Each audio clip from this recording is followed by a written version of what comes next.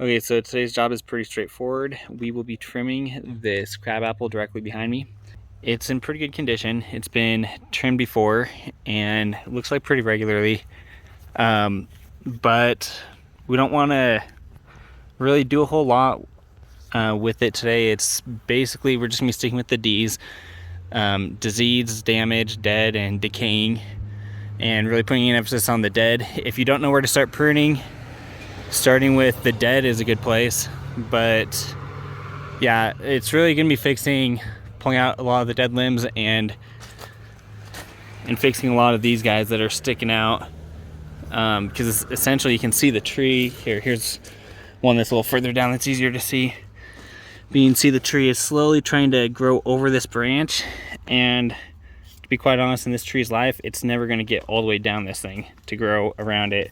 So either the branch is going to break off and the tree's going to grow around the nub, or we need to cut it without touching this growth pattern here and just let this grow over that in time. What that kind of looks like is, see, here's another nub that was left, and the tree's slowly starting to come up over this one here. And you can see another one that's a little more developed in the healing process here, or I guess the growth process, since they don't really heal. And now here's one that's fully enclosed.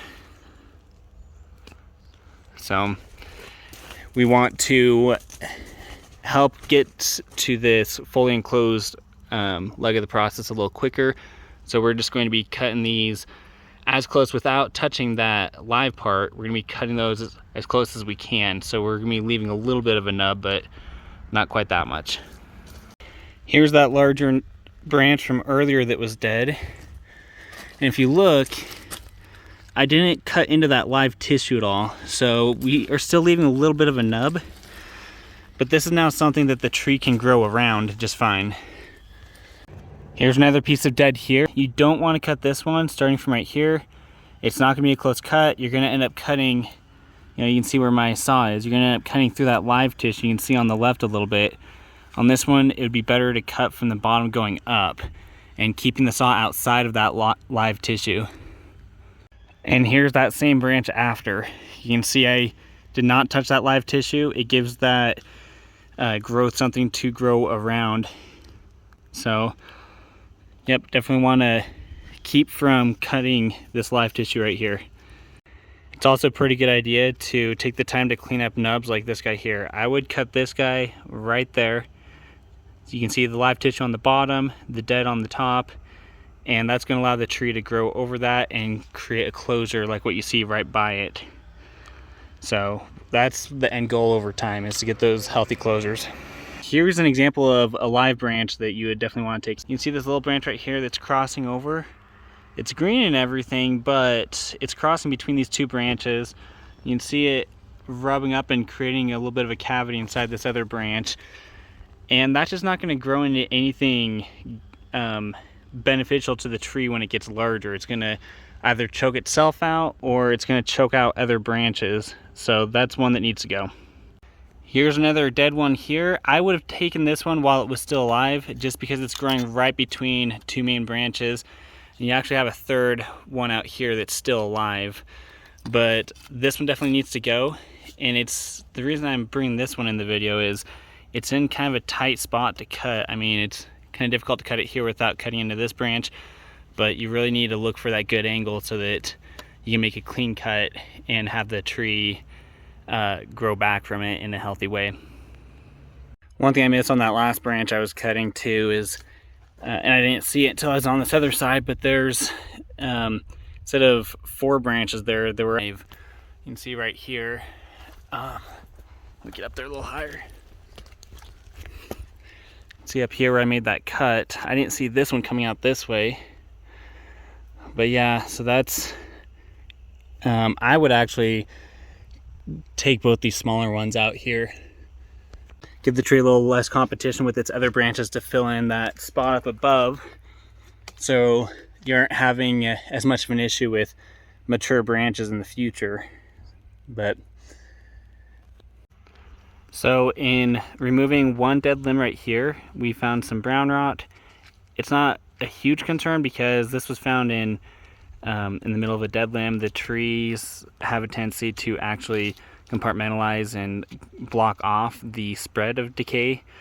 It was almost expected that we'd run into this at some point with all the dead limbs on this tree, so I'm not too concerned. So this is how you know you're making good cuts. I'm getting that dead wood as far back as I can without cutting into the live tissue of the tree. And I mean, here's another one. You can see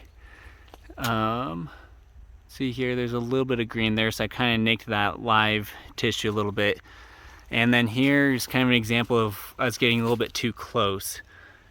I don't know how easy it is to see on the camera, but you can see I cut into the live tissue a little bit on this one, and that's kind of what we want to avoid.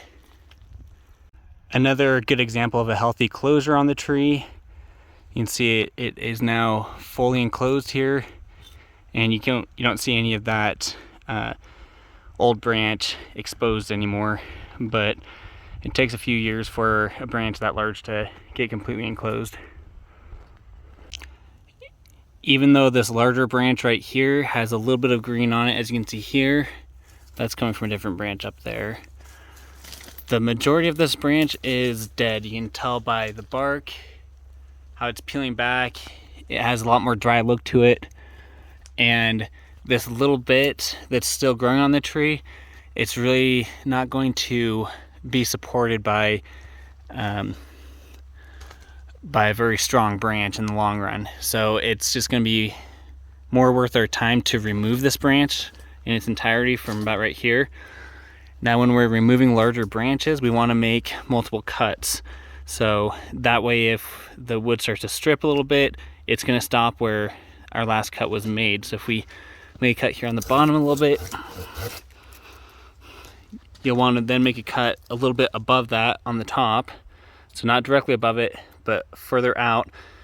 That way if the branch starts to strip, it'll only strip to where that bottom cut was made, and then you can finish the cut back here. Now, out of the 4Ds we went over earlier, dead is the first one that should be focused on. The next one is, I'd venture to say, damaged. At least this guy here. But you got a couple smaller branches trying to grow off of this guy.